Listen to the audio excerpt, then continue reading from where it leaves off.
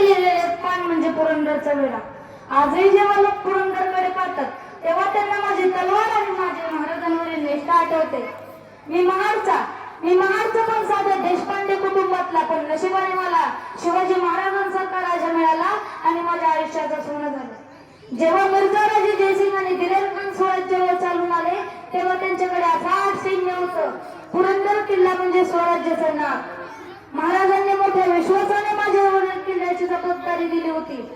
माझ्यासोबत माझे 700 मावळे, जे मरणाला घाबरणारे नव्हते तर मरणाला मिठी मारणारे होते. तो काय जगात थरका पडवणारा दिवस. दिलेर खानाने पुरंदरच्या वज्रगडावर ताबा मिळवला आणि खालच्या माचीवर हल्ला चढवला. आजही तो दिवस माझ्या डोळ्यासमोर उभा राहतो.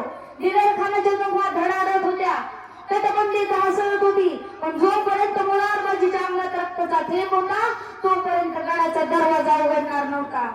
मी 700 वेचून काढलेल्या मावळे घेऊन गडाचा दरवाजा उघडला आणि थेट खानाच्या छावणीवर तुटून पडलो. समोर हजारो पठाण आणि आम्ही मुठभर मावळे, पण हर हर महादेवाच्या गर्जनेने सह्याद्री दुमदुमली.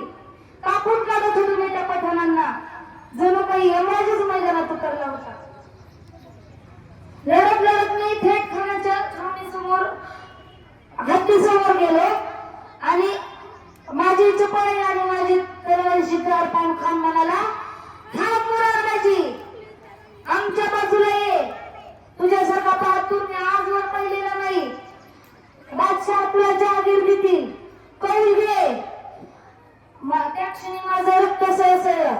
मी हसलो आणि त्याला म्हणालो, अरे आम्ही महाराजांची माणसं, आम्हाला तुझ्या जहागिरीची काय चाल. मरेन पण स्वराज्याशी गद्दारी करणार नाही. माझा नकार ऐकताच खानाने नागाच्या वारात धनुष्याला बाण लावला. तो विषारी बाण माझ्या कंठात घुसला. मी कोसळलो, पण पडतानाही माझ्या ओठात एकच शब्द होता, राजे. पडतानाही माझ्या ओठात एकच शब्द होता, राजे.